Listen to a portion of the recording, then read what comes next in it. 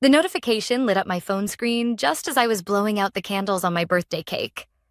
Laughter filled the restaurant, my friends raising their glasses to toast another year of my life. But the moment I saw his name pop up, the world around me blurred. My name is Chrissy, and at 39, I have received the most ruthless message in history. Hey, Chrissy, I just wanted to be upfront with you. I found someone better. Someone younger, hotter, and honestly, an upgrade. I transferred our money into my personal account. Felt fair since I was the one making most of it anyway. No hard feelings. Enjoy your birthday. A breath caught in my throat. The words glowed on my screen like a neon sign spelling out, betrayal. I didn't react. Not outwardly. No shaking hands. No sudden gasp. No tears welling in my eyes. If anyone at the table noticed anything, it was probably just the way I suddenly sat a little straighter, the way my smile became sharper instead of softer. Congrats, I typed back. One word. No anger, no desperation, just a simple, quiet response. Because what Nathan didn't realize, what he never once considered in his inflated sense of superiority, was that I had been paying attention for months. Nathan had always been arrogant. It was part of his charm at first. The confidence, the smooth talk, the way he could make anything sound like it was his idea, even when it wasn't. But then, things started changing. The sudden, late nights at work, even though his company didn't require overtime. The way his phone was always face down. The way he'd roll his eyes when I mentioned future plans. As if I was naive for even thinking we had a future. And the money. At first, it was little things. His Venmo payments suddenly becoming delayed. A sudden concern over shared expenses when he used to cover dinner without hesitation. Then the big red flag. Last month, he suggested we move our shared savings to an account under his name. It's just easier that way, he had said with that dismissive wave of his hand. I'm better with money, babe. I'll make sure we're set. I smiled, nodded, even let him believe he had convinced me. That same afternoon, I walked into my bank and opened a new account. I didn't drain our joint savings, not completely. That would have been too obvious. Instead, I withdrew just enough over time that he wouldn't notice. I moved my portion into the new account, leaving behind just enough to keep up appearances. And now, on my birthday, I knew exactly what had happened. Nathan thought he had won. He thought he had taken everything and left me with nothing. Except, he was about to learn the hard way just how wrong he was. An hour after his text, my phone buzzed again. This time from a mutual friend. Chrissy, I don't know how to say this, but Nathan just hard-launched his new girlfriend on Instagram. He literally posted, "The glow-up is real. Out with the old. In with the new." I am fuming for you. I clicked the link. Sure enough, there he was, posing in a luxury hotel suite, arm wrapped around a woman who couldn't have been older than 22. Long legs, perfect hair, the kind of effortless beauty that made people do double takes. Melissa. The same Melissa he had told me was just a friend. The same Melissa he had sworn was annoying and immature. And yet, there she was, wrapped around him like a prize he had just won. The comments were ruthless. Okay, King. Big upgrade. Damn, my guy upgraded from economy to first class. R.I.P. to the ex. She must be crying. Oh, how wrong they were. I wasn't crying. I was waiting. Nathan believed he had outsmarted me. He assumed I would do what every woman in his past had done. Break down, beg for closure, spiral into heartbreak. But the thing about arrogant men is that they always underestimate the women they betray. He had forgotten whose name was on the lease of our apartment. He had forgotten whose credit card he had been using for the last 6 months. He had forgotten that I was the one who had built our savings, while he had only ever contributed in words, not numbers. I stared at my phone, at the texts, at the photos, at the comments that were meant to humiliate me. And I smiled. Nathan had made the first move, but I was about to make the last one. Nathan believed he had already won. He thought he had taken the money, the power, and the upper hand. But what he had really done was set himself up for a fall so spectacular even he wouldn't see it coming. The first domino would tip over in 3, 2, 1. The first thing I did when I got home? I changed the locks. Nathan had never bothered putting his name on the lease. It had always been my apartment, my responsibility, my name on every official document. "Babe, why do all that paperwork? You're way better at that stuff than I am," he had said when we moved in. And now, that laziness would cost him. The landlord had no problem when I called to have the locks changed. "You're the only one on the lease, Chrissy. You can do whatever you want." By midnight, Nathan no longer had a home to come back to. At 1 a.m., I got the first sign that reality was beginning to sink in. A single text from Nathan. "Hey, super weird, but I think my key isn't working. Can you let me in?" I let the message sit. Read, but unanswered. 15 minutes later, another one. Chrissy? What's going on? I need to grab some of my stuff." I still said nothing. Because Nathan's stuff? The suits, the watches, the sneakers he spent a fortune on but never took care of? Everything he had left behind was already packed in trash bags and sitting in the hallway outside. When he tried to enter his old life, he would find himself standing outside a locked door, staring at his belongings like a stranger on the curb. But this was just the beginning. At 8 a.m. the next morning, I made a call to our bank. "Hi, I need to report fraudulent activity on my joint account." The customer service rep's voice was polite but firm. "What kind of fraudulent activity, ma'am?" I took a deep breath, ready to say the words that would flip Nathan's world upside down. Money was withdrawn without my permission, and I have text message proof that my ex took the funds maliciously. Pause. "Then, would you be able to forward those messages to our fraud department?" "Of course, happy to." I sent the proof within minutes. By 9:30 a.m., Nathan's personal bank account, the one he so proudly transferred all our money into, was frozen pending an investigation. The next text from Nathan came right on schedule. "Chrissy, WTF did you do? My bank account is locked. I can't access anything." I sipped my morning coffee before replying. "Huh? Weird. Maybe you should call your bank." He called. And what a call that must have been. I imagined the moment the representative explained that his account was frozen due to a fraud complaint. That he wouldn't have access to a single cent until the matter was resolved. That the funds he had stolen weren't as safely tucked away as he had thought. I imagined the slow realization washing over him. That his grand upgrade wasn't going as planned. That Melissa's luxury vacation dreams had just crashed and burned. And that I was not the fool he had thought I was. Nathan had booked a rental car for his trip with Melissa, a flashy convertible, because of course he did. I knew this because I had seen the confirmation email pop up on our shared iPad weeks ago. And guess what credit card he had used? Mine. He had stupidly left the card details saved in the system, thinking I wouldn't notice. So at 10 a.m., I made my second phone call of the day. "Hi, I need to report an unauthorized transaction on my credit card." By noon, the rental car was canceled. And just like that, Nathan and Melissa had no ride to their supposed better life. At exactly 12:17 p.m., my phone rang. Nathan. I let it go to voicemail. A minute later, another call. Then another. By the fifth attempt, I finally picked up. "Chrissy, you need to fix this.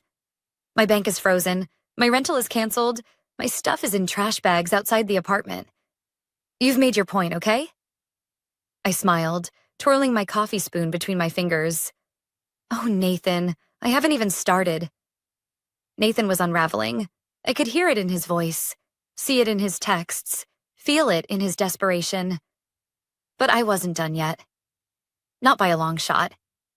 Because what's the point of revenge if the person who betrayed you doesn't fully understand the depth of their mistake? I was going to make sure Nathan felt every bit of the consequences he had brought upon himself. And the best part? He still had no idea just how deep the trap had been set. Nathan's next brilliant move had been booking a high-end hotel suite for himself and Melissa. 5-star luxury, ocean views, private balcony, a fantasy trip meant to be the cherry on top of his upgrade to a better life. Too bad he didn't pay attention to the fine print, because when he transferred all our money into his personal account, and that account got frozen for fraud. The pending hotel charges bounced. At exactly 3 p.m., Nathan and Melissa arrived at the hotel, dressed for a vacation they could no longer afford. I wish I could have seen his face when the receptionist politely told him, "I'm sorry, sir, but your payment was declined. And unfortunately, we've had to release your reservation." Melissa must have been thrilled, because half an hour later, my phone buzzed with an unknown number. I already knew who it was. I answered, keeping my voice light. "Hello?" A second of silence. Then, not Nathan, but Melissa. Her voice was tight with frustration. "Chrissy, hey, look, I know things are weird between us, but..." I didn't let her finish. "Melissa, how's that upgrade treating you?" Silence. Then a sharp breath through her nose. I just need to know if there's something we can do to fix this. Nathan said you froze his account." I laughed. "Nathan said that, did he? And did he also mention how he stole money that wasn't his? Or how he left me on my birthday like an absolute coward?" Melissa exhaled sharply. "Look, I didn't know any of that, okay? I just thought..." I cut her off again. "You just thought he was an innocent, misunderstood guy who needed saving. Let me guess. He told you I was cold? Controlling? That I didn't support his dreams?" The silence on the other end told me everything I needed to know.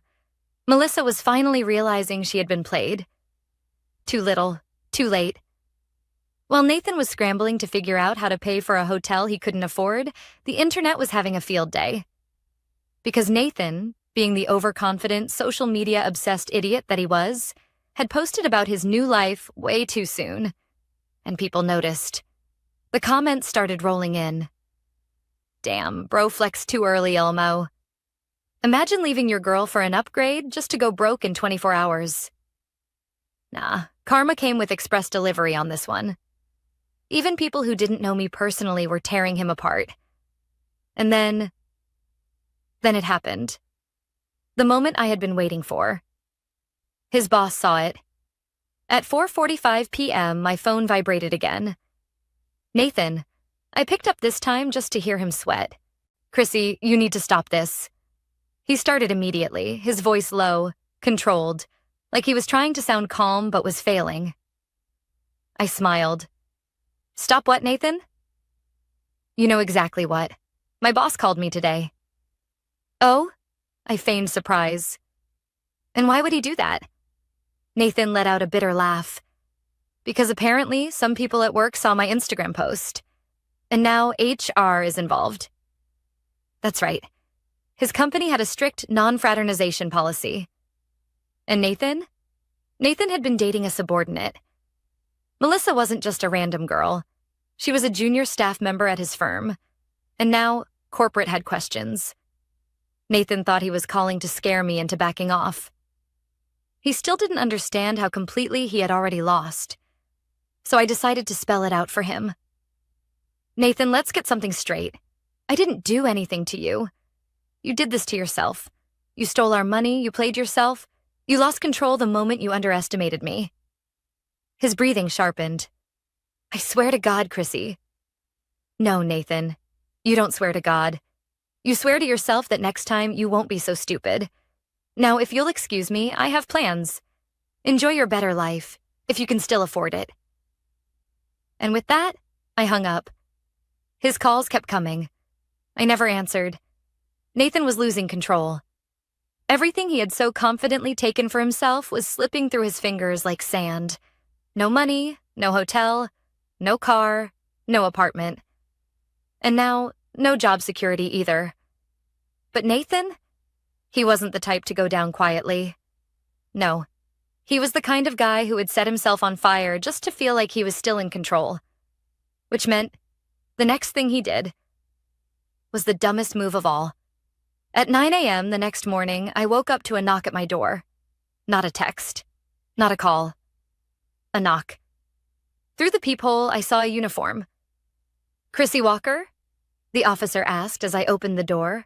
I kept my face calm. "Yes, that's me. Is there a problem?" "We received a report about stolen property. Your ex-boyfriend, Nathan Carter, claims that you've unlawfully kept items that belong to him." I almost laughed out loud. "Did he now?"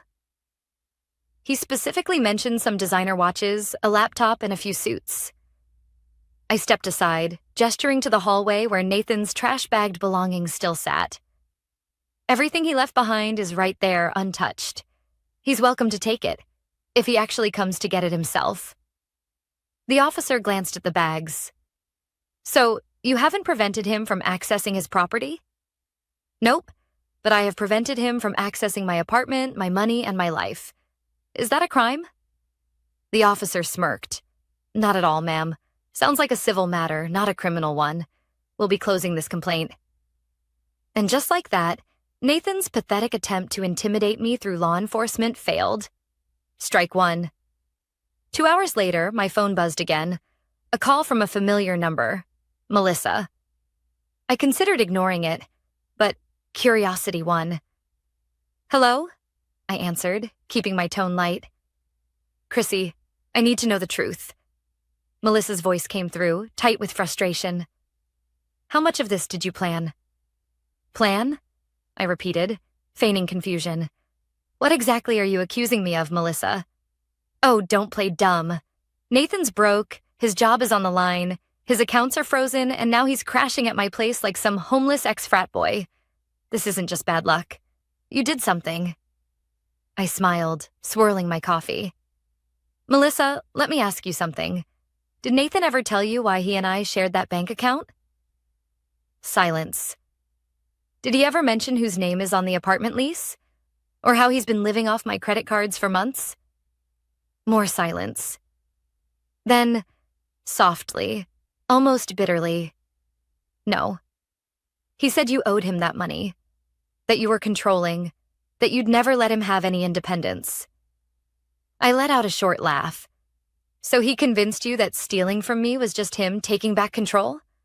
Classic. Melissa exhaled sharply. God, I was such an idiot. I didn't argue. Because, yeah, she kinda was. The final nail in Nathan's coffin came 3 days later. His company officially fired him. Not just because of the workplace relationship scandal, though that was bad enough, but because HR had reviewed his expense reports. Turns out, Nathan had been reimbursing himself for fake business dinners.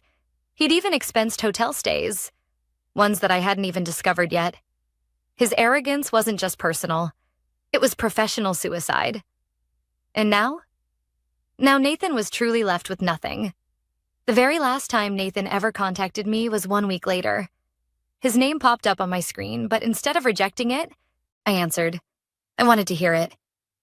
"Chrissy?" He started, his voice hollow. "You win." I didn't say anything. I let the words hang between us. Nathan sighed. I don't get it. You didn't even try to get back at me. You didn't scream. You didn't fight. You just let everything collapse around me." I took a deep breath, then finally answered. "Nathan, you did all of this to yourself. I didn't have to fight you. I just had to watch you destroy yourself." Silence. Then quietly, "I messed up, huh?" I smiled. "Yeah, you did." And then I hung up. I blocked his number, and I never looked back. Nathan was gone, blocked, erased, a ghost in my past. And yet, the ripples of his destruction were still spreading. Not that I cared. I had already moved on. But Nathan was learning the hard way that when you build your life on lies and arrogance, there's nothing left when it all crumbles. It didn't take long for word to spread about Nathan's downfall.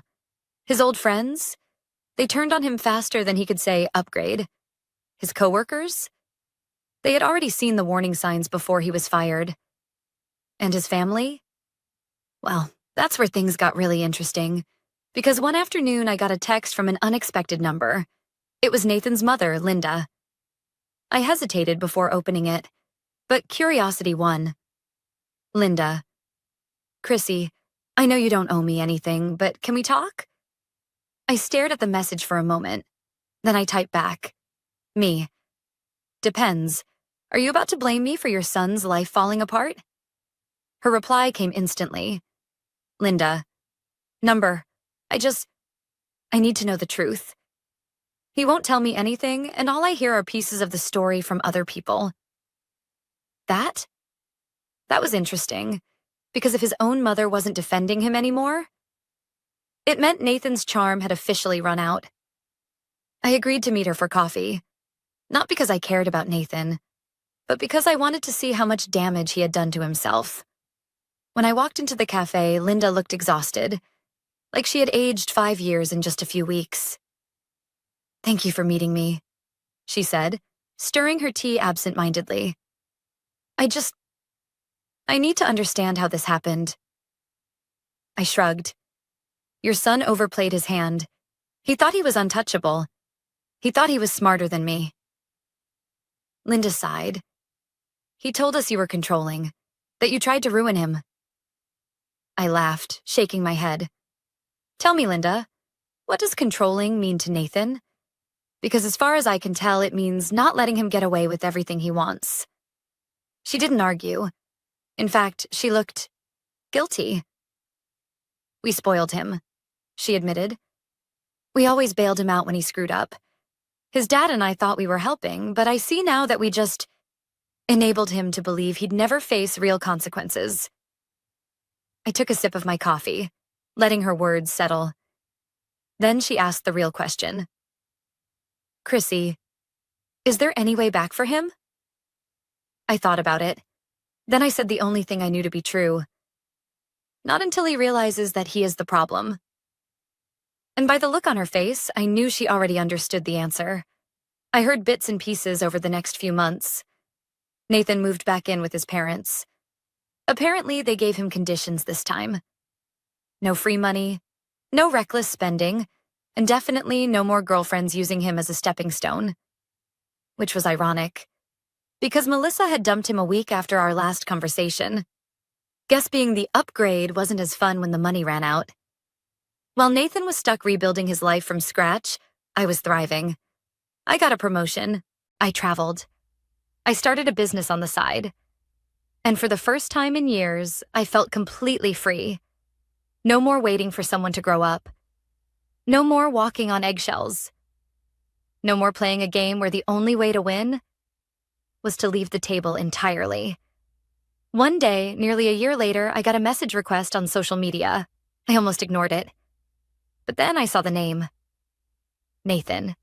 Curiosity got the best of me. I clicked. Nathan. Hey, I know it's been a long time. I just wanted to say I'm sorry. I screwed up. I should have treated you better. I don't expect anything, but I wanted you to know that. I stared at the message for a long moment. Then I deleted it, unanswered. Because some apologies? They come far too late. Nathan was nothing but a distant memory now. A lesson. A cautionary tale. A reminder of everything I would never tolerate again. While he was still trying to crawl his way out of the hole he dug for himself, my life was only getting better. And the best part? I didn't just survive his betrayal. I thrived because of it. A year had passed since that awful birthday. Since the laughable text message where Nathan declared he was upgrading his life at my expense. And yet, when I looked at where we both ended up, it was clear who had really won, because this was my reality now. My career had skyrocketed. That side business I started? It took off. Turns out, when you remove a financial leech from your life, your bank account thrives. I found love again. A real, mature, respectful relationship. Someone who didn't need to tear me down just to feel like a man. I traveled the world. While Nathan was stuck in his parents' basement, I was exploring cities, trying new foods, and finally living for myself. I didn't need revenge, because my success spoke for itself. But life? Life has a funny way of wrapping up loose ends. It happened at a mutual friend's wedding. I almost didn't go. But something told me this was going to be worth it. And I was right. Because the moment I walked in, I saw him. Nathan, slumped at a table in the corner, nursing a cheap beer, looking nothing like the man who once thought he was too good for me. His once carefully styled hair, unkempt, his expensive suits, now replaced by an ill-fitting dress shirt. His signature confidence? Gone. I almost felt bad for him. Almost, until our eyes met. And I saw it. Regret. The kind of regret that settles deep in your bones when you realize you traded gold for tinfoil. I gave him a small, polite smile. Then I turned back to my date. The handsome, successful man sitting beside me, the one who actually respected me. And I let Nathan watch me move on. Later that night, he finally gathered the nerve to approach me. I saw him coming, but I pretended not to notice. Until he cleared his throat. Chrissy. Hey. I turned, giving him a polite, disinterested glance. Nathan. He shifted awkwardly. You look good? I smirked. I know. His lips pressed into a thin line. I guess you heard about everything. My job, Melissa, all of it. I nodded. Yep. He let out a short, bitter laugh. Guess you're pretty happy about how things turned out, huh? I tilted my head, considering my answer. Then I said, No, Nathan. I don't think about you enough to be happy or unhappy about it. And that was the truth. His face fell. I'm sorry, Chrissy. For everything. I wish I could take it back. I sighed, swirling the champagne in my glass. You don't get it, do you? He frowned. Get what? I smiled. I don't need your apology. I never did. Because the second you walked away, you set me free. And now? I gestured to the beautiful life I had built. I have everything I ever wanted. And you? I let my gaze flicker over his worn-down appearance. Well, you have exactly what you deserve. His jaw clenched, but he had nothing left to say. Because deep down, he knew I was right. As I walked away, I felt lighter than I ever had before. Nathan had been a part of my life once, but that's all he would ever be. A past mistake, a lesson learned. And the most ironic part? He once thought that leaving me would be his greatest success, but in reality, it was mine. Because I had won the only battle that ever mattered. The battle to live well, love better, and never settle for less again.